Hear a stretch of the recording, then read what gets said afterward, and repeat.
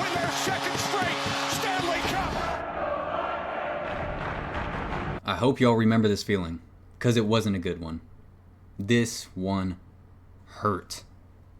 But guess what?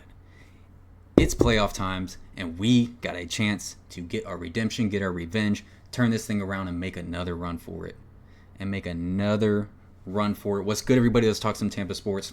I'm not a fan of how many people I am seeing pick the Lightning, not only to win the series, but to make it to the Cup final, to win the Cup. Like, where did all of the believers come from? Because at the beginning of the year, all the talk was Stamkos is gone, like, that's their captain. They're going to kind of, like, not fall off, but start dropping a little bit. Like, the decline it's coming.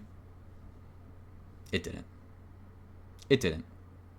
This team is far better than it was last year, losing in 5 to the Panthers, and it is far better than the team the year before that, getting knocked out of the first round against Toronto Maple Leafs. This is a team that's built for playoff hockey, and we'll get into that, but this is a chance for revenge. So this is the 4th time these teams have met in the playoffs in their entire history, and also the 4th time in the last 5 years. So kind of crazy how that ends up working. It's great for the state of hockey. The rivalry continues to grow and grow and grow, bring on more and more and more and more fans, which is always a fantastic thing and always makes me happy. So that's a good thing. As for the history, first 2 times these teams played, Bolts win in 6, Bolts win in 4. And then last year, the Bolts ran into a wagon in the Florida Panthers, who ended up winning in 5 and going on to win their first Stanley Cup. So now here we are, 2 teams going into the playoffs, seemingly in completely different directions. The Lightning, if not the best, one of the best teams in the entire NHL throughout the second half of the season since the Four Nations. Florida Panthers, not a fault of their own or the personnel or the roster or anything like that. Tons of injuries and just having to manage and deal with it, and they've done a pretty good job of that. But going into the playoffs, not exactly how I believe they would want to. 3, 6, and 1 in their last 10 games. Here we are. At the end of the day, we meet again in the same place in the first round. And as you guys can see here, one day, 2 hours and 15 minutes away from puck drop at the point that I'm making this video. For some reason, Game 1 starts local time, East Coast, 8:30 p.m. Make that make sense. On Thursday, puck drop is at 6:30. So I'll be going to that game where I can get home at a manageable time, make a video, and then go to work, wake up to go to work at 6 a.m. So that makes a lot more sense for me. So I will be at the game Thursday, Amalie Arena. Let me know if you're going to be there. So the series last year, it was entertaining. I'll give it that. Stressful as a Lightning fan. And for the fact that it just felt like the Panthers always had it. Always had an answer. Always knew that they were in control and were in control. And it's not a good feeling as a opposing fan to watch that play out. The Lightning were not a team built for the playoffs last year. They were never good in 5-on-5 play all season long. Way too many giveaways, way too many defensive miscues, and it just got exposed badly in the playoffs. And it is what it is. But the weird thing about last year, where it was the Battle of Florida, it was this rivalry, but it never really got chippy. There was not much pushing and shoving after whistles. There wasn't many fights. There wasn't much blood. It didn't feel like the Battle of Florida. In comparison to the first 2 times these teams met when the Lightning won both series, where this year, I do think this is going to be a bloodbath. I do think this is going to be highly contested. Game 1, they might feel each other out, but game 2 and on, I think it's going to get chippy, for sure. I don't think throughout this entire series there's going to be a team like last year where the Florida Panthers were in control pretty much the whole way through. I think this is going to be a ton of back and forth, a ton of momentum swings, and ultimately, best goaltending probably takes the jump. And let's go ahead and get into that. Bobrovsky, I'm not going to say he's been bad, but numbers aren't impressive, honestly. 2.44 goals allowed per game, just a .906 save percentage, which... Is that Bobrovsky? Panthers fans, let me know down in the comments. Is that Bobrovsky? Is that struggles on defense? What is the reason for that? Let me see where he usually is throughout his career. So last year he was a 915, 901, 913, 906. Had some really good years back in Columbus. But okay, I mean, it's about where he usually is minus last year and I guess 21, 22. So it's not impressive numbers from Bobrovsky. Andrei Vasilevskiy, absolutely just the 180. The 180 this guy made this year, going from playing an insane amount of games as a goalie, probably just drained mentally, physically. And the last 2 years, it hasn't truly looked like that vintage Andrei Vasilevskiy. And whether it be mentally drained or physically drained, or the guy had back surgery, which as a goalie sounds brutal to go through, he's healed. The guy is healed. 63 games played, 2.18 goals allowed per game, and a .921 save percentage. Absolutely dominant, and will be second in Vezina Trophy voting. So Andrei Vasilevskiy is back, ladies and gentlemen, and I think anyone that has to play the Lightning in the playoffs, that should be your first concern, is the fact that he is back. There's not many, if any, better playoff performers in the history of the NHL. Yes, I said history. Than Andrei Vasilevskiy in net. So there's the goalie matchup. Now the Panthers, like I said, I don't really want to use the phrase like limping into the playoffs, but I mean, kind of. Your heartbeat has been out since the Four Nations face-off. Yes, I think, as an opposing fan, I think the heartbeat of the Florida Panthers is Matthew Tkachuk. I know that Barkov is the captain, but come playoff time, Tkachuk is a team's heartbeat. The physicality, getting under their skin, the playmaking, goal scoring, he does it all. And that mentality, that energy is infectious, and it spreads throughout the entire team. And we saw that energy just completely take over last year and lead them to a Stanley Cup, their first Stanley Cup win. And the year before that, get them to the final. So I think that is a major talking point. For now, it's a talking point because we don't know what is going on with Tkachuk. The latest update we have is game time decision, which in hockey, it means nothing. I've seen players go game after game after game after game being a game time decision. So who knows what happens tomorrow.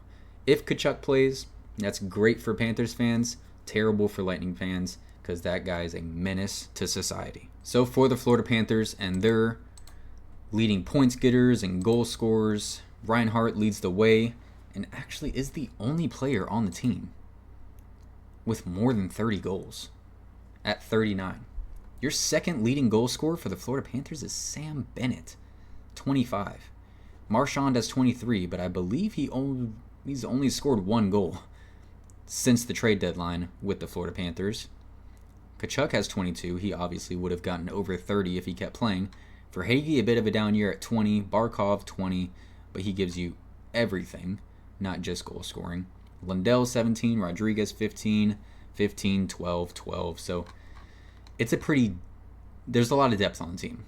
You have to give them that credit. With how many injuries they've had to deal with, still not ending up becoming a wildcard team and holding on to that third spot in the Atlantic, they have depth, and you cannot take that from them. It's a different story, though, with the Lightning, where you're a little bit more star-studded. When it comes to goals, Braden Point 42, Gensel 41, Kucherov 37, Hagel 35, Cirelli 27, and so on and so forth. The Panthers may have more depth, but come playoff time, give me the star power. Give me the top two lines, because, I mean, what are you resting guys for? Your big dogs are going to play heavy minutes. That's just how it is in the playoffs, and I think the Lightning do have the advantage there, especially if Tkachuk is out. Going a little bit deeper in the Lightning's roster, though, Bjorkstrand Cooper has announced that he will miss the first round of the NHL playoffs, which is painful. It is painful. He just started, getting into his groove with the Lightning, even making moves on the power play, playing well on that third line. 21 goals, 25 assists for 46 points will be missed. That will be missed. But the other addition, Yanni Gourde, will be full throttle annoyance, because that's what Yanni Gourde is come playoff time, is full throttle annoyance to the other team. So I've sat here and tried my best to make a case for the Florida Panthers, and without Matthew Tkachuk, I don't have a case to make for them. I just unfortunately don't. Without him, they have not looked like the same team, and it makes sense. Like I said, he's the heartbeat of the team, in my opinion, and if you don't have that, what do you have? If you don't have a heartbeat, ladies and gentlemen, what do you have? So it's going to be extremely difficult for them if he is not playing. Ekblad will miss the first two games in Tampa. Hopefully the Lightning can take advantage of that, but following that, going back to Sunrise, he will be back in the lineup. Trying to make a case for the Florida Panthers to win this series. You can say they've made the run the last two seasons. You can say Bobrovsky can just go on another heater like he did last year against the Lightning and just make insane save after insane save. They tried to make moves at the trade deadline. Seth Jones hasn't really worked out very much. I'm sure Marchand will be able to find some sort of groove. I'm going to give him the benefit of the doubt come playoff time. He will be able to get under some players' skins, be annoying, be a rat. It can't stand him, obviously. And Florida Panthers fans couldn't stand him a few months ago. So we can all agree there, except you guys now have him on your team. But he's only scored one goal with the Panthers, so their trade deadline pickups. My best case is, yes, Tkachuk comes back. Bobrovsky finds a groove. And one thing that always scares me when we play the Panthers, or when the Lightning plays the Panthers, for the people that can't stand when I say we, is they are the best team in the NHL at limiting Nikita Kucherov. It wasn't always like that. It was not always like that. Kucherov used to dominate against the Florida Panthers, but Paul Maurice and how they've changed their team, their style of play, they figured out a way to limit Kucherov and just the power play in general of the Tampa Bay Lightning, which last year was the best power play in the NHL, which that didn't end up mattering in the playoffs. And this year they're top 5, I believe, and when we've seen them this year, it hasn't been too effective. I think they're on a streak now. I don't think it got broken the final game against the Panthers, but I believe at one point they were on a streak of 12 consecutive power plays against the Panthers without a goal. Not good. So the Panthers have that going for them, for sure, is limiting Kucherov, limiting the Lightning's best player, and just overall knowing how to watch the power play. I don't know how they do it. The way they shade Kucherov, shadow Kucherov, watch his passing lanes, they have found a way. Hopefully, Cooper, Kucherov, and the rest of the power play unit have been able to look at that and find something, because they got to get it clicking. Continuing to look through their lineup, I mean, Sam Bennett, been dealing with injuries all season. He's that guy that brings that physical presence. How much is he going to be able to bring if he's injured? Like, what is Sam Bennett playing at right now? Is he playing at 70% or is he playing at 50%? Same goes for Matthew Tkachuk. If he does play, is he playing at 70% or is he playing at 40%? These things matter, and we don't really know until they play and we see it play out. But just as a projection right now, I don't have much to pull from the Florida Panthers where I can confidently say, like, yes, I think this team confidently can beat the Tampa Bay Lightning in 7-game series. I feel like I have more to pull from when looking at the Lightning. I just do. And I am biased, but I'm trying my best to be unbiased. And the Lightning just have too many dogs. Last year, 5-on-5 being a major issue for this Lightning team. They were soft. We can say that. They were soft. Extremely power play dependent. I mean, that power play was absolutely gorgeous and one of the best power plays I've seen maybe ever in my time watching the Lightning. And, that's great in the regular season, but come playoff time, when the ice shrinks, things get more physical, it starts to matter less, and we absolutely saw that last year. All that talk about how good the power play was, it didn't look very good against the Florida Panthers come playoff time. Obviously, we know how that ended up playing out. So, you take an off season and you add some key, crucial pieces. This is no last year. This is a much different hockey team that is built for the playoffs. Additions of guys like, Jake Gensel and Ryan McDonough. Those are 2 playoff-style guys. 2 guys that have won Stanley Cups. 2 guys that come 5-on-5, they're here. They're in your face. They're ready to go. And I'm not here for the Stamkos slander, but just fact of the matter is, at his age, his 5-on-5 play was severely declining. And yes, he can play on the power play probably for another 6 years if he wanted to. But 5-on-5, his numbers weren't good.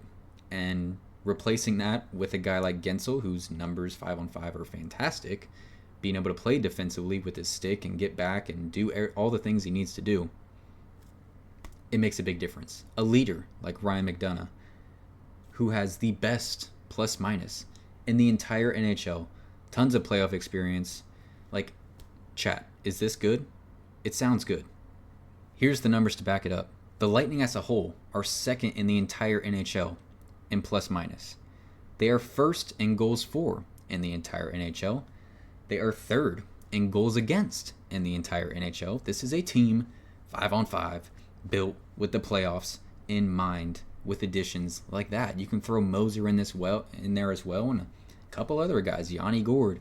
There's going to be some guys who were not on the team last year making a huge difference in this series.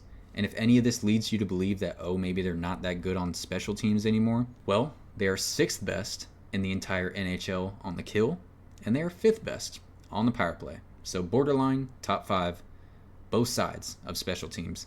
Still very good. The Lightning are not perfect, though. They've struggled with giveaways. They've had miscues. They've struggled to get the puck out of their own defensive end at points, but I'm way more confident.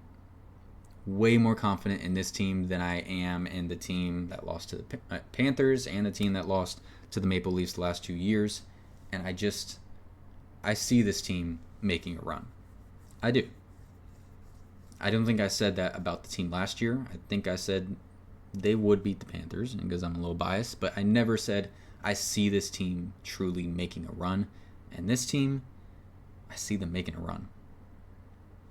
It's built like the teams that won the Cup. You're top heavy. You got guys that play offensively and defensively with the best of them, with Hagel and Cirelli. Hagel has 90 points on the second line. And none of his goals, he has 35 goals on the season, not one of them were a power play goal. Like, this team, top 2 lines. If you want to get into the depth, sure. Like I said, this team is not perfect, but with Vasilevsky being back, on the back end, you got Hedman, McDonough, Chernak, Moser. Like, this team needs to make a run. It does. It needs to make a run, and with that, I'm going to pick the Tampa Bay Lightning on home ice to win, despite the injuries, despite the unknown with Kachuk and this, that, and the other. Ekblad missing 2 games in 7. because I think this will be a war. I think this will be a bloodbath, and I think it will be extremely physical. And this is why I cannot wait for this series. And this is why this is going to be the best series. They're really saving the best for last with this game starting on Tuesday. This will be the best series in the entire first round of the NHL playoffs. That's what I believe. So after each game, I will be doing a recap, and I might even do some live. I've never been live. I've never gone live. I have to figure out how to do it first. So I'll probably do that tonight while I watch these other playoff games. Might do some live pregame shows, and maybe even do some live watch parties, some virtual watch parties, depending on some feedback from you guys. So let me do it down in the comments section below. First off, your guys' prediction on the series. Is it, Panthers in 6, Lightning in 6, whatever it may be. And then if you guys would be interested in anything live content, live pregame show, live virtual watch party, anything, so we can interact live time and watch the game together, whatever it may be. So thank you guys so much for watching. Please leave your comments down below, like and subscribe if you have not already. Go Bolts, and y'all have a blessed one.